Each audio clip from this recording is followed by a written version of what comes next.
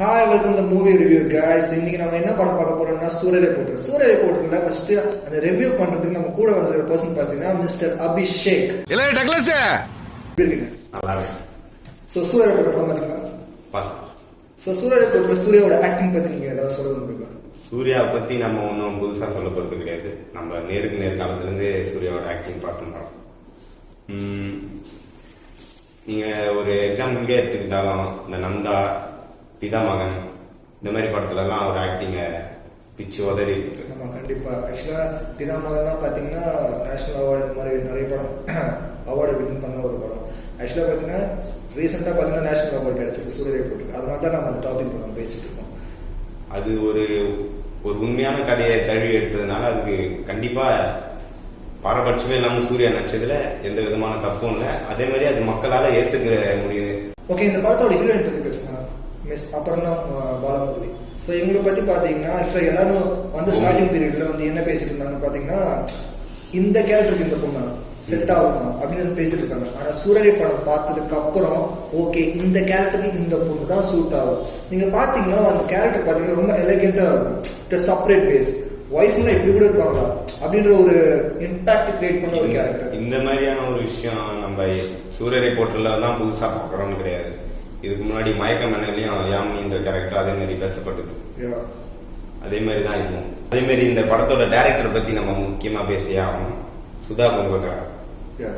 அவங்க நெட்ஃபிளிக்ஸ்ல ஆல்ரெடி ஒரு சீரீஸ் பண்ணியிருக்காங்க பாவக்கதைகள். அதுவும் எதுக்கும் சலிச்சதே இல்லாத மாதிரி சூப்பரா இருக்கும். அதுக்கு முன்னாடி பாலாவோட பரதேசியில ஏடியா ஒர்க் பண்ணியிருக்கிறாங்க. இறுதி சுற்றுன்னு ஒரு படம் எடுத்துருக்காங்க. எல்லாமே நல்லா தான் பண்ணியிருக்காங்க. சூப்பரா. ஸோ மோஸ்ட்லாக இவங்க கூட பார்த்தீங்கன்னா நம்ம வெற்றிமாறன் சார் பார்த்து இந்த ரா மெட்டீரியல்ஸ் எல்லாம் எடுத்துட்டு இருப்பாங்க. கொஞ்சம் ஓப்பனாக இதுவாக வந்து பேசுறதா இருக்கட்டும், ஓப்பனாக வந்து இருக்கிற ஆக்டிங்காக இருக்கட்டும். இட்ஸ் நார்மல் பர்சன்ஸ் இருக்கிறாங்க. அவங்க லைஃப்ல நடந்தா எப்படி இருக்கும். ஸோ இவங்களும் அந்த யாரும் நம்ம ஏரியால யாருக்கோ இதுதான் நடந்திருக்குது, இங்கே தானே இருக்குது, பக்கத்து வீட்டில் தான் நடந்திருக்குது அப்படின்ற மாதிரி தான் அந்த ஃபிலிமை நம்ம பார்க்கும்போது நமக்கே தெரியும். நம்ம வீட்டால தானே இது நடந்திருக்குது, இங்கதானே நடந்திருக்குதுன்ற மாதிரி ஒரு மைண்ட் செட்டுக்கு வந்துடும் அந்த படத்தை. மோஸ்ட்லி இந்த உண்மையான இன்சிடென்ட்டா இருக்கட்டும், அப்புறம் அவங்களோட ஸ்கிரீன் பிளேவா இருக்கட்டும், ஸோ அவங்க சேஞ்ச் பண்ணி அந்த படத்தை எப்படி ஒரு வெற்றியா ஆக்கிடுறாங்க. அதுக்கப்புறம் இந்த படத்தோட பார்த்தீங்கன்னா மியூசிக் டைரக்டர் ஜிவி பிரகாஷ் பத்தி நம்ம பெருசாக பேசணும்னு அவசியம் இல்லை.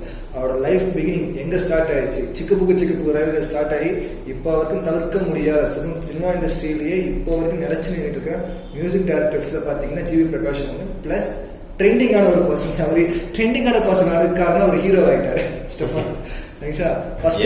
என்னோட பாயிண்ட் ஆஃப் வியூ பாத்தீங்கன்னா ஜிவி பிரகாஷ் ஆக்டர் ஆகாமலே இருந்திருக்கலாம் தான் எனக்கு தோணுது. அது உங்களோட ஒப்பீனியன் சரிங்களா. ஆனா மக்களோட ஒப்பீனியன் பாத்தீங்கன்னா ஆக்சுவலா ஜிவி பிரகாஷ் அக்செப்ட் பண்ணிக்கிட்டாங்க. ஓகே இந்த ஆக்டர் ஓகே ஒரு மியூசிக் டைரக்டர் தான், பட் இருந்தாலும் ஆக்டரா வந்து ஏன்னா அவர் செலக்ட் பண்ற மூவிஸ் அந்த மாதிரி ஃபர்ஸ்ட் படமே ஜிவி பிரகாஷ் தான் அந்த மியூசிக் டைரக்டர் வந்து ஆக்டர் அவரை ட்ரெண்ட் செட் பண்ணாரு. அதுக்கப்புறம் விஜய் ஆண்டனி இவங்க எல்லாம் லைனா படம் நடிக்க ஆரம்பிச்சாங்க. கொஞ்சம் விட்டா எல்லாருமே உள்ள வந்துருவாங்க போல இருக்கு. ஆக்டர் நிக்கிறது கூட ஸோ பாத்தீங்கன்னா ஃபர்ஸ்ட் படமே பார்த்தீங்கன்னா த்ரிஷா நயன்தாரா யூத் லைஃப்ல ஒரு பெரிய இம்பாக்ட் பண்ண ஒரு மூவி. ஆக்சுவலா அதுல கூட ஒரு பாட்டு பிட்டு படம் செம்ம ட்ரெண்டிங்கான ஒரு அந்த பீரியட்ல பாத்தீங்கன்னா செம்ம ட்ரெண்டிங்கான ஒரு சாங் இது. அப்புறம் பாத்தீங்கன்னா த்ரிஷா நயன்தாரா முடிஞ்சதுக்கு அப்புறம் வந்தீங்கன்னா இன்னொரு படம் அதே யூத் லைஃபை கவர் பண்ற மாதிரி வந்தீங்கன்னா பேச்சுலர் பாத்தீங்கன்னா அந்த அடியஸ் சாங் வாட் மியூசிக். ஆக்சுவலா பாத்தீங்கன்னா அந்த சாங்ல பாத்தீங்கன்னா ஒவ்வொரு வரிகளும் நல்லா இருக்கும். அதை எடுத்து சினிமாட்டோகிராஃபி பேசியா ஆக்சுவலா ஒரு அந்த அவுட்லுக் பேக்ரவுண்ட்ஸா இருக்கட்டும், அந்த 4 ரூமுக்குள்ள அந்த 4 செவத்து ரூமுக்குள்ள அவங்க கிரியேட் பண்ண அந்த லவ் போர்ஷன்ஸா இருக்கட்டும் ரொம்ப அழகா இருக்கும். ஸோ அந்த சாங் பத்தி என்ன சொல்லிக்கிறீங்க? அதை கேட்டும்போது உங்களுக்கு என்ன தோணுச்சு? நானே அந்த ஃபர்ஸ்ட் அந்த படம் ட்ரெய்லர் பார்த்தப்போ இதுவும் அந்த ஆதித்யா வர்மா அந்த மாதிரியான ஒரு கதை காலத்தோட தான் இருக்குன்னு நினைச்சேன். நல்ல ஒரு மெசேஜ் அந்த படம். அதுவும் இல்லாம அந்த ஹீரோயினுக்கு வந்து செம ஃபேம் அந்த படத்துல இருந்து திவ்யா பாரதி செம ஃபேமஸ் அவங்க. அதுவும் இல்லாம ஜிவி பிரகாஷ் நம்ம மியூசிக்கு சொல்லவே வேணாம். கரும்பு தின்றதுக்கு எது கூலின்ற மாதிரி பிச்சு உதறிட்டாரு மியூசிக்கு. நல்ல கதை. சார் ஒவ்வொரு படத்துலயும் ஒவ்வொரு மியூசிக் போடும்போது ஓகே ஒரு 5 ஆல்பம்ஸ் சாங்ஸ் போடும்போது ஒரு சாங் தான் ஹிட் ஆகுது பெரிய விஷயம். இப்ப ரீசெண்டா பாத்தீங்கன்னா மியூசிக் டான்ஸ் பண்ற பிரச்சனையா தான். இப்போ 5 பாட்டுல ஏதாவது ஒரு பாட்டு தான் ஹிட் ஆகும். ஆனா நம்ம ஜிவி பிரகாஷ் பாத்தீங்கன்னா பேக்ரவுண்ட் ஸ்கோர் அதுக்கப்புறம் இந்த வில்லனுக்கு வைக்கிற தீமா இருக்கட்டும், எஸ்பெஷலி அசுரன்.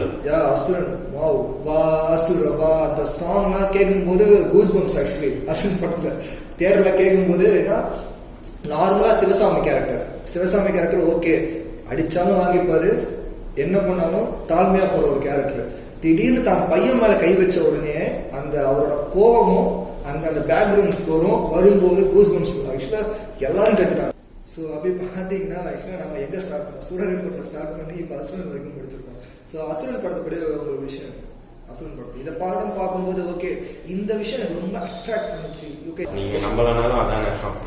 ஸோ இந்த இந்த இந்த ஹேஷ்டாக் எவ்வளோ பெரிய ட்ரெண்டிங் ஆச்சு. ஆக்சுவலாக லவர் ஸ்கூலில் நடக்கிற ஒரு கான்வர்சேஷன், நீ நம்பினாலும் அதான் நெசம் நம்பிதான் ஆகணும் அப்படின்ற ஒரு விஷயம் வந்து நிறைய இம்பாக்ட். ஸோ பசுபதி கேரக்டர் பற்றி சொல்லுங்கள். நீங்கள் ஆக்சுவலி நிறைய படங்கள் அவரோட படம் விருமாண்டியில் பார்த்துருப்பீங்க, அதுக்கு நிறைய படம் பார்த்துருப்பீங்க. பசுபதி கேரக்டர் சொல்லுங்கள். பசுபதி அவரு நம்ம எந்த கேரக்டருக்குனாலும் ஈஸியா அதை லிஃப்ட் பண்ணி போற ஆள் அவரு. நம்ம எதுவும் பார்த்தோன்னா சார்பட்டால கூட பாத்தீங்கன்னா ரங்கவாத்தியார் சூப்பரா பண்ணிருக்காரு. எல்லாமே எனக்கு நீதான் வாத்தியாரு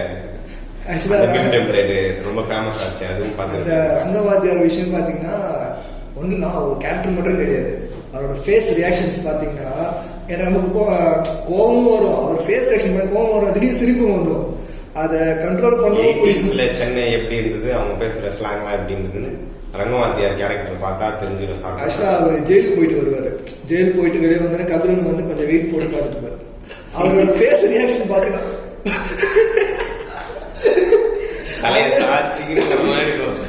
அந்த ரியாக்ஷன்ஸ் பார்க்கும்போது எனக்கு சிரிக்கிறதா இல்ல அவர் சைட்ல இருந்து நான் ஃபீல் பண்றதா எனக்கு ஒண்ணு. அதுக்கப்புறம் பாத்தீங்கன்னா அந்த படத்துல ஹீரோயினா நடிச்சிருப்பாங்க, நம்ம ஆர்யாக்கு வந்து பேரா நடிச்சிருப்பாங்க.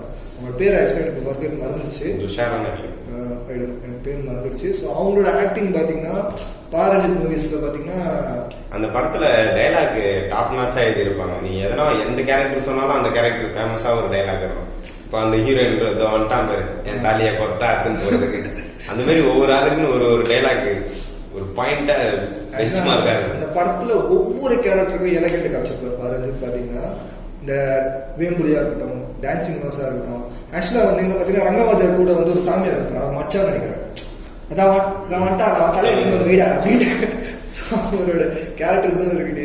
அப்புறம் வந்து அந்த கபிலனோட ஃப்ரெண்ட் கேரக்டர் ஒருத்தர் இருப்பாரு, நீ ஏறார், அவரு கிடையாது அவரு ரங்கவாதியார் பையன்.